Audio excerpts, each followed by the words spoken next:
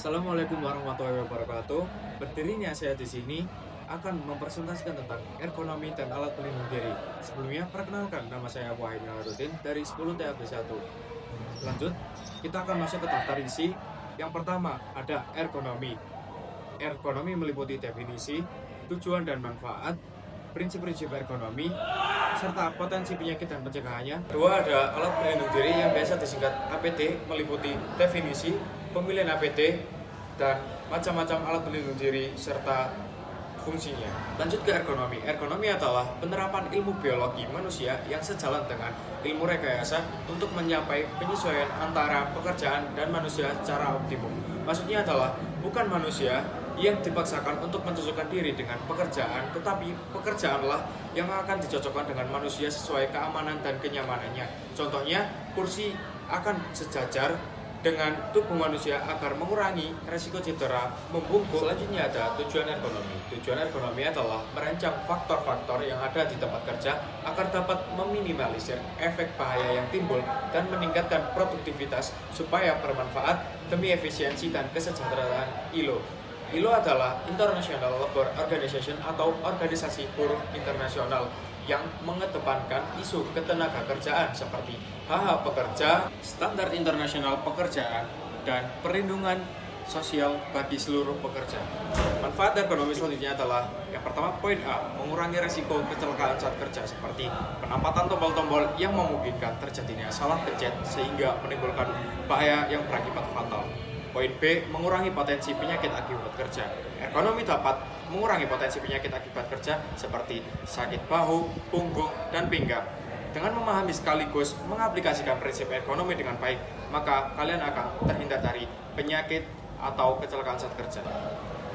Selanjutnya ada prinsip-prinsip ergonomi. Prinsip ergonomi berfokus pada perancangan tempat kerja, peralatan, dan tugas yang sesuai dengan kemampuan serta keterbatasan manusia untuk memaksimalkan keselamatan, kenyamanan, dan efisiensi. Prinsip ergonomi dalam mengangkat barang. Yang pertama, periksa beban. Pastikan beban tidak terlalu berat dan jalurnya bebas hambatan. Yang kedua, jongkok, tekuk lutut dan pinggul, bukan punggung. Yang ketiga, punggung lurus. Jaga punggung tetap lurus dan pandangan hadap ke depan. Yang keempat, dekatkan beban.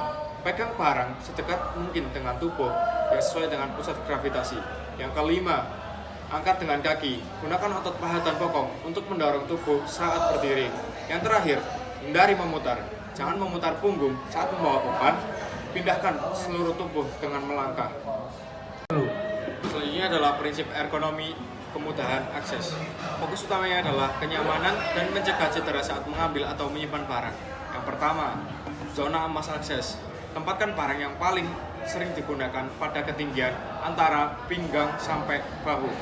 Yang kedua, minimalisir jangkauan. Hindari menyimpan barang di rak paling atas atau yang paling bawah agar tidak membungkuk saat mengambil atau mengurangi risiko kecelakaan saat berada di atas karena mudah jatuh. Yang ketiga, tata letak jelas. Gunakan label yang rapi dan sistematis agar mudah diverifikasi tanpa perlu pencarian yang lama. Yang terakhir adalah ruang gerak. Sediakan lorong yang cukup lebar untuk bergerak bebas atau menggunakan alat bantu seperti forklift, tangga, dan troli. Ini adalah potensi penyakit dan cara pencegahannya. Penyakit yang sering terjadi adalah musculoskeletal disorder. Gangguan muskuloskeletal adalah sekelompok kondisi medis yang menyerang sistem pendukung dan pergerakan tubuh, meliputi otot, tulang, sendi, tendon, dan ligamen yang menyebabkan rasa nyeri, kaku, dan keterbatasan gerak. Kondisi ini seringkali terjadi akibat tekanan fisik kumulatif seperti mengangkat barang secara terus-menerus dan melakukan pekerjaan yang sama secara berulang kali dalam waktu jangka yang lama. Cara pencegahannya adalah sebagai pengawas lapangan atau mandor, melakukan observasi langsung, amati postur tubuh yang janggal, gerakan berulang, dan tata letak stasiun kerja. Yang kedua adalah komunikasikan dengan karyawan, wawancarai pekerja untuk mendengarkan keluhan rasa sakit mereka dan ketidaknyamanan yang dialami. Yang ketiga adalah analisis akar masalah, gabungkan observasi dan masukan pekerja untuk memasukkan penyebab spesifik bahaya ergonomis. Yang terakhir adalah implementasi solusi kolaboratif. Rancang dan terapkan solusi praktis bersama karyawan, misalnya penyesuaian kursi, modifikasi alat, dan lakukan peninjauan ulang untuk validasi. Pembahasan selanjutnya adalah alat pelindung diri. Alat pelindung diri adalah alat yang digunakan untuk melindungi pekerja dari mara bahaya di tempat kerja seperti bahan kimia, debu, kotoran, kebisingan, dan lain-lain. Yang kedua, pemilihan APD. Pilih APD sesuai dengan jenis pekerjaan dan bahaya yang dihadapi. Pastikan APD sesuai dengan standar keselamatan. Periksa kondisi APD agar APD tidak salah digunakan kepada tempat atau kondisi yang salah. Poin selanjutnya sekaligus poin yang terakhir adalah macam-macam alat pelindung diri dan fungsinya. Yang pertama, safety helmet, melindungi kepala dari benturan, tertimpa benda atau kejatuhan benda. Yang kedua, safety glasses, melindungi mata dari partikel yang melayang seperti debu, serpian, logam, dan lainnya. Yang ketiga, ada earplugs, mengurangi intensitas kebisingan yang masuk ke telinga. Masker pelindung, menyaring dan melindungi saluran pernapasan dari menghirup udara berbahaya seperti uap racun, partikel, gas berbahaya lainnya. Yang selanjutnya ada safety gloves, melindungi tangan dari sayatan, abrasi, suhu ekstrim, atau bahan kimia lainnya. Selanjutnya ada safety shoes, melindungi kaki dari tertimpa benda, kejatuhan benda, dan lain-lain. Ada lagi pakaian pelindung atau coverall, melindungi seluruh tubuh dari kotoran, bahan kimia, atau suhu ekstrim yang sangat tinggi. Yang terakhir ada full body harness, mencegah dan menghentikan pekerja jatuh saat bekerja di ketinggian. Jadi menggunakan tali atau pengait kepada suatu benda.